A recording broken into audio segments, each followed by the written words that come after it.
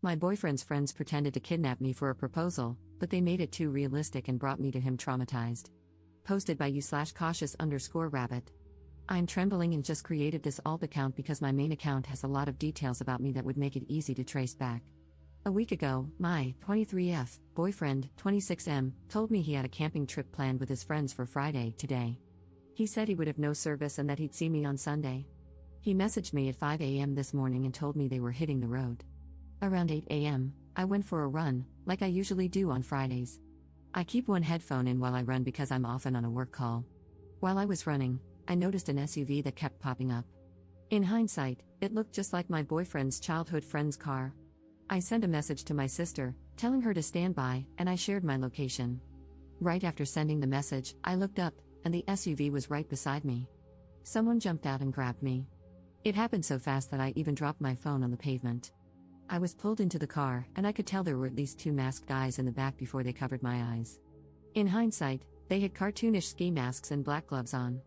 I freaked out and resisted like crazy, screaming and kicking. All I could hear was these guys laughing, and I could feel one of them holding my arms behind me while the other held my legs down at the knees.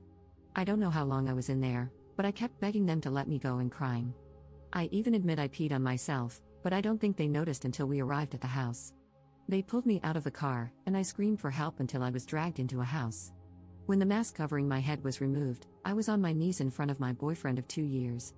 He was staring at me with a confused look before he started angrily asking his friends what was going on. As I started to process what was happening, I realized he was dressed nicely, and there were romantic decorations around the entryway to his house. I recognized him in the setting, and I collapsed into sobs. I probably had a 5-minute panic attack in that car on the way there and another one sitting in the entryway to his house. I was sweaty, wearing soiled yoga pants, flushed with fear, and terrified for my life. That all happened about an hour or 2 ago. My boyfriend took me upstairs and was going to help me get showered and changed, but I wanted to do that alone. I heard yelling and commotion downstairs while I was in the shower, but I don't know what's going on. I'm sitting in his room now, holding my shattered phone after crying to my sister about what happened. She lives 90 minutes away but is speeding over to get me now. I can't stop thinking about what happened. Even though I know now I was never in any real danger, I don't think my brain can fully comprehend it. They were snickering and teasing me in deepened voices about what they were going to do to me. The one holding my legs down kept caressing my thighs, moving his hands up and down toward the inner area.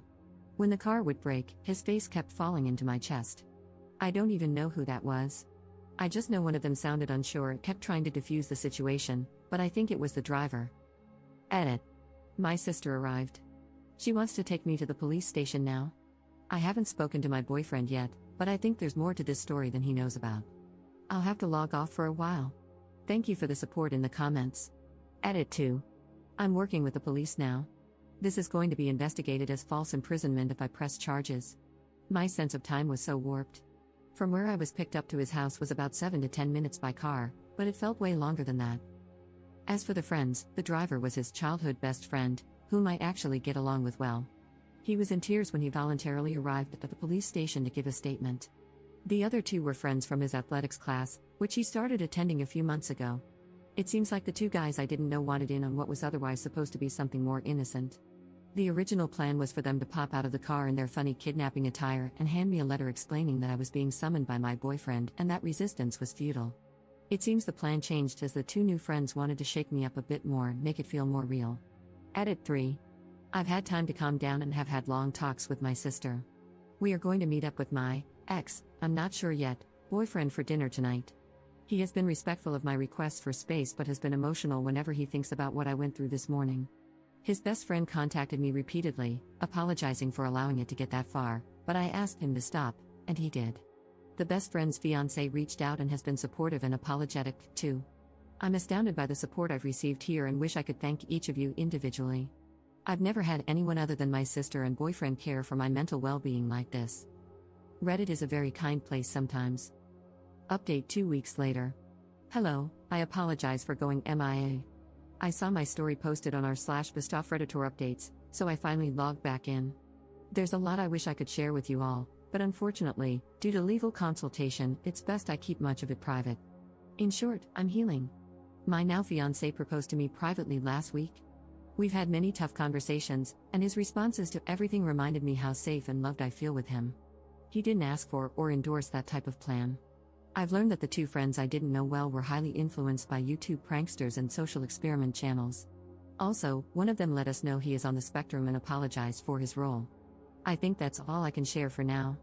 I am only consulting at the moment and may not press charges. Thank you so much for all the kindness and support. Opening my inbox today warmed my heart incredibly. Edit.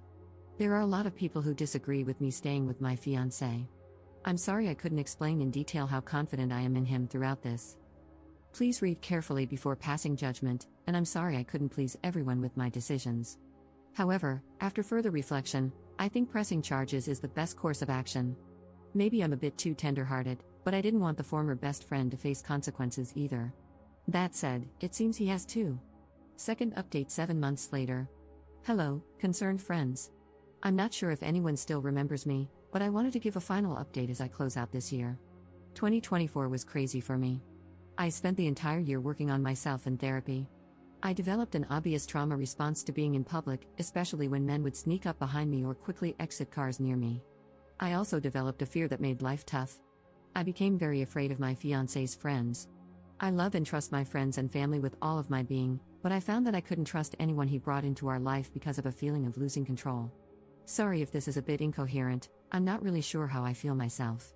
But the point is, if I haven't vetted and learned to trust people, I struggle to allow them into my life. I decided to end things with my ex-fiancé. It was tough and took months to do, but I feel better for it. He is a great man, but there were behaviors from him and his friends before, during, and after the incident that gave me pause. The doubt and mental anguish were too much, and I just had to run away from it all. Shockingly to me, but not to my therapist, I feel immensely better now. It's almost like a switch went off, and being away from him has expedited my healing so much. I'm scared about being at my age and starting over, but I'd rather not be married at all than live in the stress I was in. Happy New Year, everyone. Also, an update on the legal side, the charges were dropped, and I was not mentally able to pursue anything further. I will say the lives of his friends have been stained, and I don't care to check the extent. I just know there was a breakup, and one was kicked out of their living situation over it all. Commenter. I'm autistic and an attorney. One of the great benefits of autism, in my opinion, at least, is that I can very clearly discern the rules of what's right and wrong, as well as what's legal.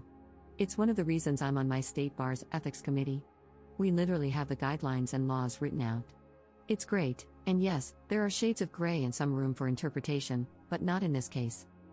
She was assaulted, battered, simply grabbing her counts, let alone groping her, kidnapped, and subjected to severe intentional infliction of emotional distress. I hope OP considers pursuing civil charges, even if going through the criminal system wasn't worth it for her. But I completely understand if she doesn't, as sometimes folks just need to move on.